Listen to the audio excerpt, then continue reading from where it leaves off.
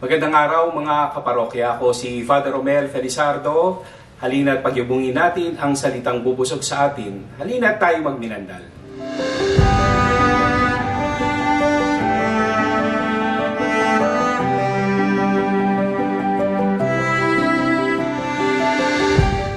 Ikalawang linggo ng panahon ng Adbyento at sisindihan na natin ang ikalawang kandila sa korona ng Adbyento at ang hatid ng kandilang ito para sa atin ay kapayapaan sa mundo. Sabi nila mahirap daw maging payapa ngayon, di lang dito sa ating bansa, lalo sa buong mundo.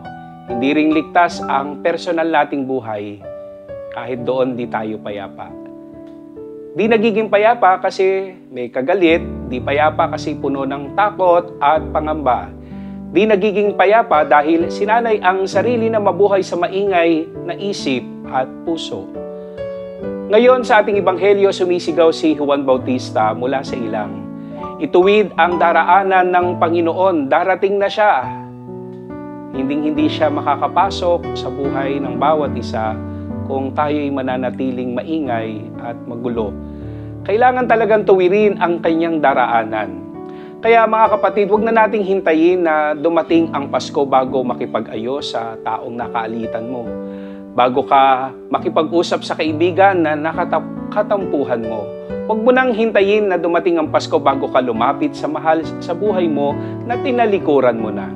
Huwag mo nang hintayin ang Pasko bago ka magpasya na hilumin ang sugat sa puso mo. Huwag mo nang hintayin ang Pasko bago mo piliin na lumaya sa mga bagay na nagpapahirap sa iyo.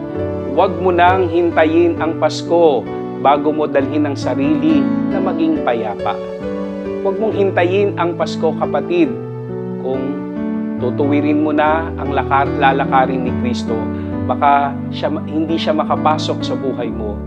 Dahil ngayon pa lang, sa panahon ng Adbyento, nais na ni Jesus, ang kapayapaan ay yun ang mata mo. Malinaw ang mensahe na iniiwan ng ating ebanghelyo sa ikalawang linggo ng Adbyento. Lahat tayo deserve na mabuhay ng payapa dito sa mundo.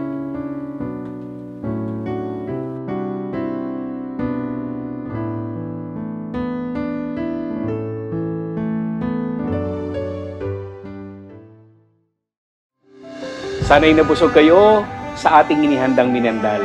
Narinig na natin ang salita, halina't ito'y ating isagawa.